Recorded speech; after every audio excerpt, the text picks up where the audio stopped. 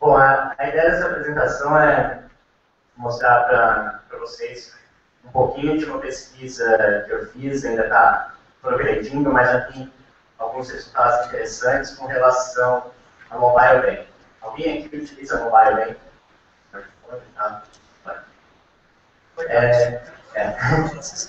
Deixa essas conclusões para o final. Bom, vamos à agenda. Eu vou começar com as motivações que me levou a essa pesquisa, falar um pouquinho de como é esse cenário de mobile banking, algumas ideias de prova de conceito que a gente chegou a executar até o momento, o que a gente tem de critérios de segurança implementados hoje e algumas conclusões finais aí, né, que a gente pode me interromper a qualquer momento para ir debatendo durante o decorrer da apresentação. Com relação às motivações, eu me questionei com relação a algumas coisas, né? Primeiro, todo mundo utilizando o mobile banking. Teve uma crescente demanda de internet banking, agora com aplicativos para smartphone, tablet, televisão e tudo mais. A gente tem uma curva crescente também migrando para esses ambientes. A outra tendência era tentar identificar se, da mesma forma que o crime organizado faz fraude utilizando a internet banking, se eles já estavam fazendo algo em mobile banking. E a gente sempre trabalha um passo atrás na linha de fraude, para descobrir a fraude depois que ela já está acontecendo. Então, vamos ver se já tem alguma coisa rolando em cima de mobile banking. E identificar se o que a gente tem de controle de segurança hoje implementado nas aplicações de mobile banking são eficientes ou não, ou até coloquei aqui mobile banking, entre aspas, você entendeu por quê? Mobile ou não mobile banking. E como que isso é diferente de um internet banking? Ou seja, o que tem de diferente de controle de segurança de um internet banking tradicional para um mobile banking? Vocês acham que isso é mais seguro ou menos seguro hoje, mobile banking? Mais? Menos? Talvez. Se não tiver jailbreak, se for Android, se for Apple, enfim, vai entrar nas discussões. Para vocês terem ideia de números, a gente está falando que uma pesquisa do CIAB, que as transações em dispositivos móveis vêm crescendo num ritmo exponencial. A gente calcula um número de aproximadamente 50% de 2010 para 2011. Em um ano, praticamente dobrou de tamanho. Para 2012 e 2013, esse número, que eu não consegui estatística do CIAB, mas ele deve ter seguido a mesma proporção. Com relação à fraude, aqui um reporte também do Gartner falando que já existe fraude em mobile banking. Engraçado que esse é um reporte do Gartner falando de fraude em mobile banking onde? No Brasil. Para variar, a gente sempre tem que ser pioneiro nessa questão. Futebol não dá mais, Fórmula 1 também, então pelo menos mobile fraude a gente ainda continua no topo da parada. Então, uma pesquisa do Gartner também falando que a fraude em mobile banking no Brasil tem crescido. A gente tinha alguma coisa internacionalmente falando. Aqui uma outra notícia falando que o custo com fraude hoje chega a quase 50 milhões de dólares só para a plataforma de mobile banking. Isso é pouco ou muito dinheiro? O que vocês acham? É pouco. Para vocês terem uma ideia do volume de fraude nacional, fraude eletrônica nacional, no ano passado foi 1,5 bi. Então, 50 milhões ainda é um número baixo. Mas isso vai crescer conforme as pessoas vão adotando a tecnologia também. E a hora que os produtores descobrirem algumas coisinhas a mais que podem facilitar a vida deles. Então, essa é uma outra informação interessante para a gente. Com relação a dispositivos, isso ajuda ou não ajuda a fraude? Então, sempre entra aquela guerrinha, Android é menos seguro que iOS, que é mais seguro do que a RIM, o Cinder e outros tantos. A questão toda é como você utiliza o dispositivo e aonde você utiliza esse dispositivo. Então, Se você está fazendo uma transação no seu iPhone, utilizando a rede aqui do evento Wi-Fi, isso talvez se torne mais vulnerável do que usar uma conexão no Android e no 3G. Vai depender do ambiente onde você está. Tem o jailbreak, não tem, o meu Android está roteado, não está, tudo isso acaba facilitando, obviamente. A questão toda aqui, com relação a esse gráfico, é que a gente tem percebido uma demanda muito grande de aplicativos feitos para mobile banking. Então, um desenvolvedor, um fraudador, faz um aplicativo feito para mobile banking, o banco e publica isso na loja do Google. Ele consegue fazer isso facilmente, muito diferente de você publicar um aplicativo na loja da Apple, em algumas outras culturas. Não falando novamente, a área sincera de qual é mais ou menos seguro. A gente tem algumas facilidades do ponto de vista do fraudador aqui. Por isso que o Android é tão explorado hoje na parte de malware. O Google tem trabalhado nisso, com a edição do vírus total, para automatizar algumas detecções de malware, mas isso vai pegar o malware. A transação financeira é um aplicativo legítimo, ele pode só simplesmente capturar o que está sendo passado ali no meio do caminho, não modificar alguma coisa do cheiro. A gente teve um caso de um aplicativo de mobile que mudava o código de barras do boleto. Vai explicar isso para um gringo. Primeiro que ele não tem pagamento em boleto. Faz a menor ideia. Segundo, ele falou que aqui vai mudar o código de barras do boleto.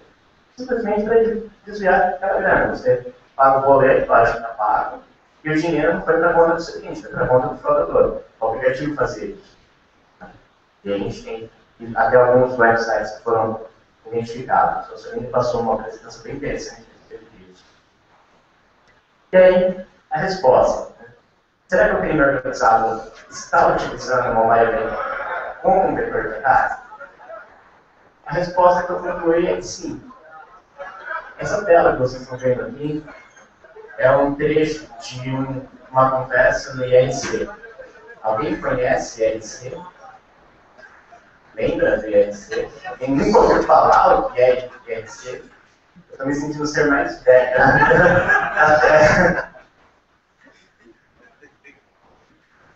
IRC é algo que está largado num limbo da internet, assim como o Orkut. O Orkut se lembra, é mais novo. Não, mas ainda continua no limbo. Pela nossa missão. Sim, sim. Tem muita coisa útil e ativa no IRC, coisa que no Orkut não tem mais. Mas é tem muita fraude no Orkut acontecendo. Existe o comércio de cartão de crédito, informações no Orkut, como em qualquer outro lugar. Esse é o trecho de uma das salas de crime eletrônico do IRC, e o fraudador jogou essa informação para todo mundo que estivesse cansado. Imagina que alguém entrou no bate-papo lá do UOL e publicou essa informação. Ele colocou o IP da vítima, agência, conta, o telefone, a senha 1, a senha 2, tinha uma URL, que era N alguma coisa, a tabela de token aqui. E algumas coisas me chamaram a atenção com relação a esse post. Primeiro, por que ele vai pegar o telefone da vítima? Para quê? Confirmação de dados, para ele ligar no banco. Hoje você recebe, por exemplo, um token por SMS, recebe? Então ele se passa como o cliente da instituição, liga no banco e fala, eu vou ter um número de telefone, eu preciso operar. Ele tem a sua agência, conta, as senhas eletrônicas e a senha do cartão, e sabe se o número de telefone é antigo. E aí ele muda isso no celular dele e consegue receber o token no celular dele. Primeira coisa que a gente tem. O ponto mais interessante desse post, especificamente, é por que aquela URL? Observem que na URL aqui a gente tem valida, conta, blá blá blá, né, que é a extensão, agência, conta, titular e a senha. Direto na URL, no clear text. Isso é legal? Nossa, pra gente faz com teste, agradecer o otimista cuidado, né? Isso, tá lá, HTTPS, você fala assim, HTTPS seguro. Se você passa isso direto na URL, no seu HTTPS não adiantou nada. Mas a questão toda é, por que ele passaria essa informação? Alguém? Isso. E por que utilizar uma URL de mobile? Essa é uma URL de mobile de uma instituição brasileira. Alguém suspeita de algo? Pode chutar. Nada. Pensem do lado negro da força. Porque tem menos critérios de segurança. Mas vamos pensar no seguinte. Tem um ditado que diz que tempo é dinheiro, certo? Quando o fraudador manda um spam, ele manda esse spam não para 10, 20 pessoas, ele manda isso para 1 milhão. Se desses 1 milhão, 10 mil, número extremamente baixo, 10 mil, mandar informações para ele, são 10 mil e-mails para você validar a agência acontecente. Não fala bom de fraudador, dá um trabalho desgraçado para você fazer isso, tá? Não é mais fácil automatizar um pouco mais? Que a gente é de segurança e gosta de automatizar as coisas? Essa é uma das razões. Então, ele reduz um processo. A ideia toda é por quê, né? O que a gente faz com isso? Então, o que o fraudador fez? Ele recebia esses e-mails com a agência, conta, senha, blá, blá, blá. Aquela URL daquela instituição, vou botar aqui. O arquivo era valida.alguma coisa. O que ele faz? Valida o quê? Agência conta e senha. O resultado da página era, ok, agência conta e senha válida. E aí, nesse fluxo que ele fez, ele recebia esse e-mail, tinha um script que pegava essa informação, jogava para a instituição e validava se aquela informação era válida ou não. Se alguém aqui lançou a agência conta e senha errada, ele dava um erro e já descartava aquele número. Então, o que sobrava para ele aqui era realmente informações 100% válidas, ou seja, agência conta e senha 100% válidas para ele fazer a fraude. Ele, 10 mil, ele cai por um número um pouco menor, mas ele não precisa ficar filtrando o que é válido ou não válido. Alguns bancos usam Java, ele certifica se você tem o Java rodando, vê se você é você mesmo. Tem um plugin para Firefox, o que ele faz? Quando você usa o iPad. E aí você tira todas as solicitações. Chegaremos lá. Tá. Então, aqui a gente tem uma pergunta respondida. O fraudador crime organizado hoje usa isso? Usa de uma forma extremamente alta e validando esse tipo de coisa. Então, ele já consegue utilizar a agência conta e senha para trabalhar. A outra questão é, por que ele vai fazer isso? A primeira delas, para validar o que é automatizado. Validar o que eu coloquei ali de informação e automatizar o máximo possível isso. A segunda questão é fazer um bypass dos controles de segurança implementados atualmente na internet dele. Quando você vai acessar a internet bem tradicional, a gente pede para fazer o quê? Instalar o Java maldito, instalar o direito pequenininho, atualizar seu Windows, instalar componente no seu browser, saber se sua máquina é você mesmo, cadastrar o computador, caramba, tal. E no mobile? A maior parte não pede nada, você instala o aplicativo lá que você tem ainda dúvida se é ou não da instituição, e está valendo. O tempo de acesso é muito mais rápido. Até aí, beleza. Dá um trabalho para ele ficar no mobile, digitando na agência, conta, assim, pequeno, tela, memória, mesmo que ele esteja no iPad, dá um trabalhinho para ele fazer a fraude. A outra questão que ele precisa é agilidade nessa fraude, ou seja, eu preciso automatizar isso no máximo que eu conseguir. Então, eu tenho hoje, por exemplo, alguns bots que pegam essas informações válidas e já saem pagando o boleto automatizado na instituição, porque isso é direto em páginas e eu consigo emular um post direto. Então, aquela máxima que a gente tinha pago IPVA por 50% do valor, pago consumo por 50% do valor. Qual a mágica? A mágica é que ele pega o boleto de alguém, por R$ 1.000, usa a conta de alguém para pagar esses boletos de R$ 1.000 e embolsa 500. Para a instituição, ela vai investigar a fraude de quem foi que pagou o boleto. O fraudador? Não. O dono dele. Então é ele que vai ser investigado. O fraudador meio que sai livre dessa história toda. E aí, nesse cenário, ele consegue automatizar bastante esse processo. Mesmo sabendo que algumas instituições colocam o limite de transação para mobile menor do que o limite de transação para a internet dele. Então, na internet você tem uma transação máxima diária, sei lá, de R$ 1.500, e no mobile bank você pode fazer uma transação máxima de R$ 600. Beleza. Ele não vai fazer uma, ele vai fazer várias de 200, rotaciona aquela conta e pega a próxima. Ele tem um volume enorme para fazer isso. Então, essa automatização ajuda bastante ele. A outra questão é, será que os mobile banks são mesmo mobiles? Para uma aplicação ser mobile, ela precisa ser executada aonde? Aonde? Em que dispositivo? No desktop? Não, é mobile. Né? Então, no tablet, no smartphone. E aí, qual é a primeira coisa que a gente faz nessa prova de conceito?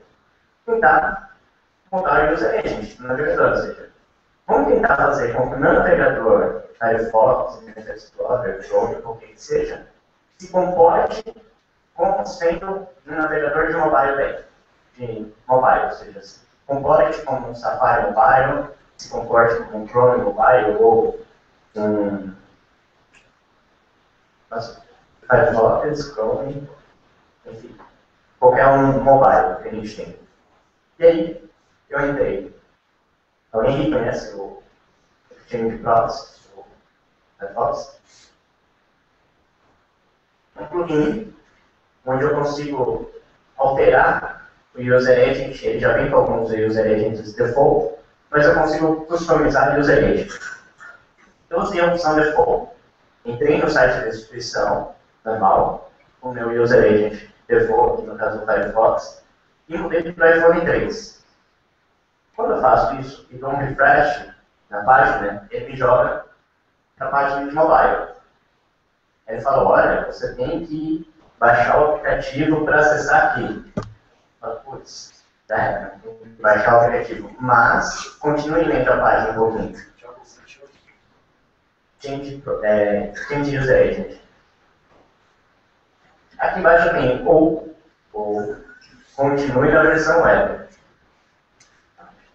A questão é, se eu continuo ali, ele me abre a interface normal. Então, ou seja, eu estou acessando uma versão mobile, usando o meu navegador tradicional, que me permite automatizar uma série de coisas com plugins, com browser host ou com qualquer outra coisa que eu tenho na minha máquina. Então, o algoritmo da vida me ajuda nessa automatização, por mais tosco que isso seja, mas ajuda para o fraudador. E a questão toda é, o que acontece, por exemplo, se eu fizer o inverso agora? Eu estou na página mobile e volto para o meu user agent default. O que vai acontecer? Ele me joga para o site internet tradicional ou ele me mantém na versão mobile? Deveria voltar, mas eu continuo na mobile. Conclusão. Essa instituição, por exemplo, ela só checa, primeira coisa, ela sabe que eu estou no dispositivo móvel ou não, com base em quê? User agent. Que é facilmente modificável. Essa validação é feita em qual página? Na index. O resto, não tem nenhuma validação se eu continuo com o navegador em uma versão mobile ou não. Então a gente já tem uma fragilidade de apontar. Outro ponto importante. Eu estou na versão mobile. Eu nunca tinha acessado essa instituição deste computador. Ele me pediu para instalar alguma coisa? Não. Nem o plugin, nem o Java, nem nada. Então, ou seja, todos aqueles controles que eu tenho na versão do Internet Banking, aqui no mobile, vão por água abaixo. Aqui, uma outra instituição fazendo o mesmo teste. Então, entro na página default com o navegador com o Firefox e mudo para iPhone. Quando eu troco e dou refresh, ele me joga a interface mobile. A partir daí, mudo o user agent de volta para a versão default, refresh e, novamente, nada. Eu continuo na versão mobile daquela instituição. Isso acontece não só com uma ou duas instituições que eu estou mostrando aqui, mas com boa parte das instituições bancárias que a gente tem atuando no país. Então, essa é uma das fragilidades que a gente tem. E, novamente, nada de instalação de plugin, nada de instalação de Java, de componentes e outras verificações em relato. Aqui só continuando, né, com relação à versão clássica ainda aparecendo. Meus agentes alterados.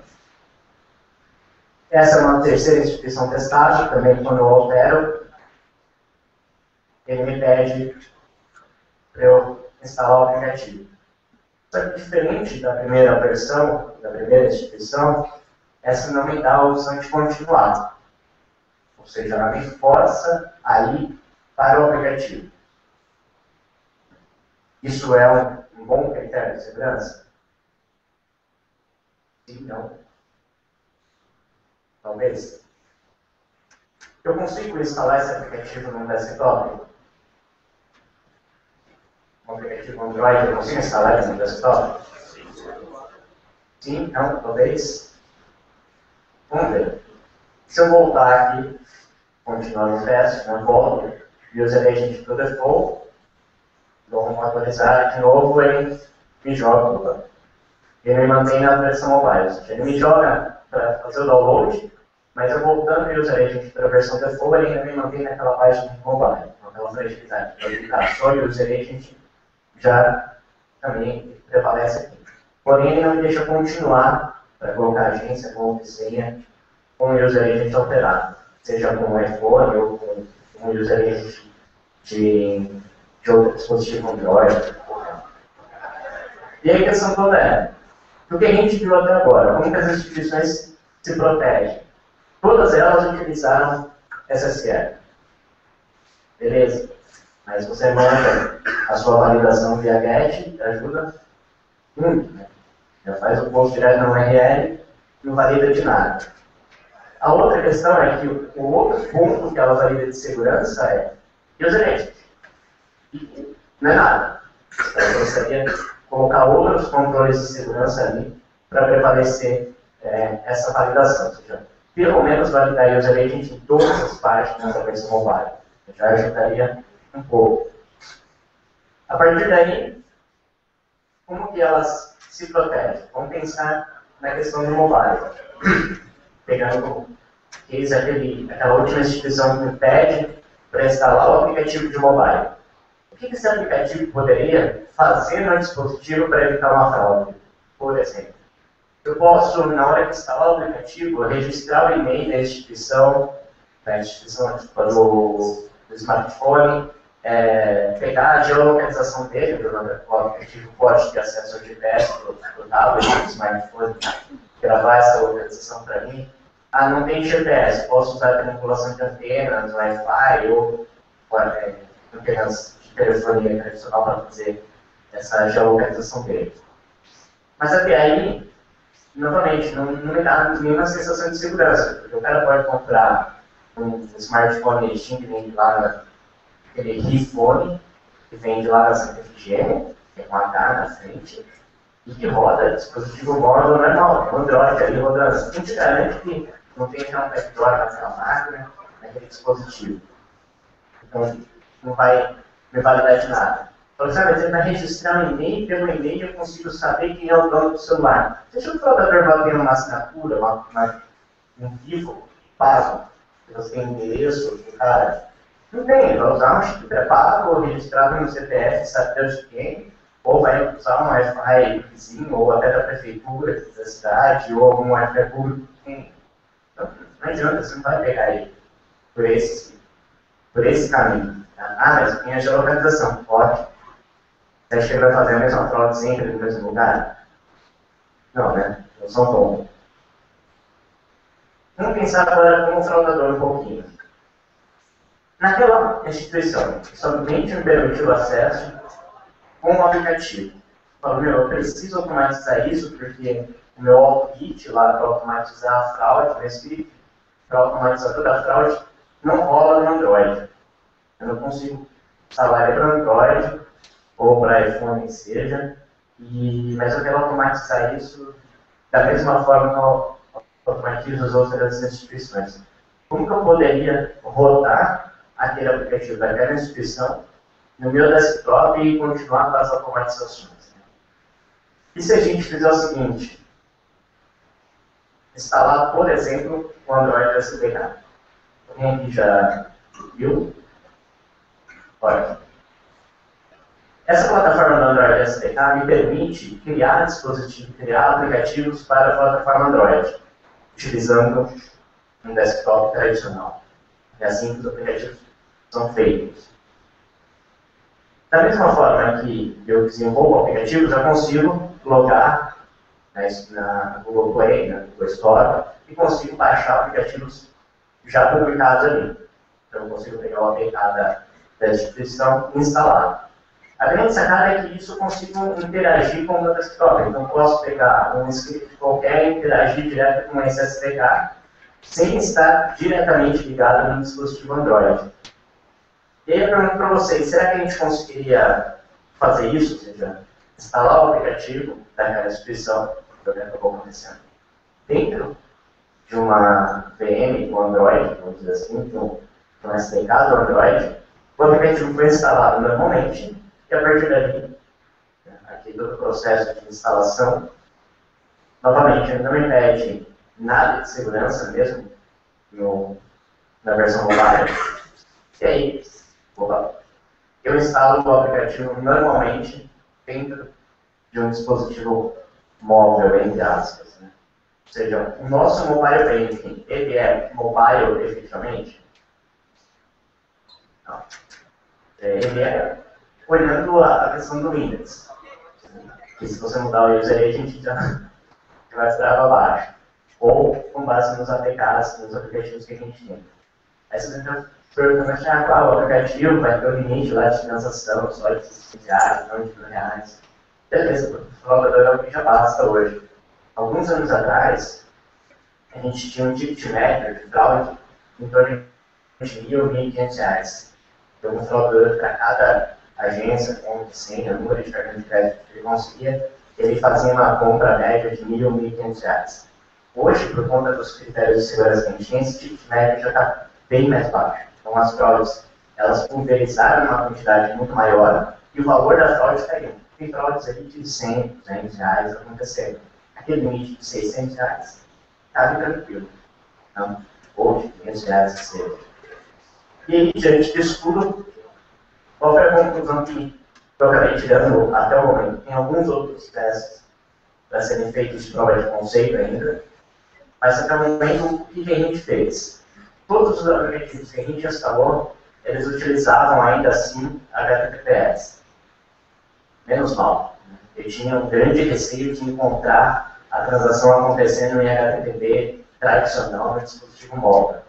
Isso não aconteceu nos aplicativos que eu acabei testando. Eles não fazem nenhum tipo de validação do sistema operacional, ou seja, então ele me permite instalar numa versão de SDK, por exemplo, ultrapassada, ou com uma vulnerabilidade. Na hora que eu estou montando a VM do Android, lá no SDK, eu escolho qual versão do Android que eu quero utilizar. Eu posso utilizar tanto a versão 4.0, atual, sem bug, como eu posso utilizar uma versão que já é exploitada. E aí isso me permitiria, por exemplo, fazer um acesso de root, automatizar muito mais do processo que a gente tem, sem depender de gambiarras, digamos assim. Eu posso ter uma validação de malwares através de hashes, ou seja, a gente tem hoje o Google trabalhando com a publicação já de... Na hora que você publica um aplicativo para a plataforma do Google, ele já valida se aquele aplicativo é um malware ou não. Mas como eu falei, aqui ele não tem nenhum comportamento de malware, ele não tem um keyword implementado, ele não tem um comportamento efetivo de malware. Então, uma análise automatizada já, a chance de não identificar isso é extremamente alta. Daria para se fazer, por exemplo, uma base de assinaturas de domínios maliciosos ou de IPs maliciosos, implementar isso no aplicativo, ou seja, na hora que o aplicativo vai ser instalado, ele checa se aquela URL é uma URL já fraudulenta ou não, e a partir daí que bloqueia o acesso, a gente teria mais ou menos como um anti-malware dentro do próprio aplicativo. Daria. É algo extremamente simples de você gerar uma assinatura desse tipo. É uma assinatura que vai crescer absurdamente, por conta da quantidade de domínios feitos que a gente tem todo dia, mas ainda assim ela é mais rápida do que uma análise dinâmica e automatizada que a gente tem. Em vista que o poder computacional de um dispositivo móvel ainda é pequeno. Então, a gente pode... um banco de dados para armazenar. Sim, ou pelo menos jogar isso para uma cloud. Já que você está fazendo mobile banking, você tem conectividade com a internet. Já é alguma coisa para se pensar. A gente teria como acompanhar a questão de aplicativos fake sendo publicados em lojas, ou seja, eu tenho um aplicativo lá do, sei lá, Banco Cacique e publico isso como sendo do Banco Cacique na loja do Google. A própria instituição, o próprio Banco Cacique, poderia ir lá e validar se o aplicativo é ou não, ou seja, tem algum tipo de trava nesse sentido. Até poderia, é um pouco mais trabalhoso porque isso depende da instituição. Colocar a autenticação por 2 fatores ajuda. A gente ter o tokenzinho lá, ajuda, mas não resolve tanto o problema. Tá? Então, hoje a gente tem algumas instituições que não tem mais aquele token em cartão.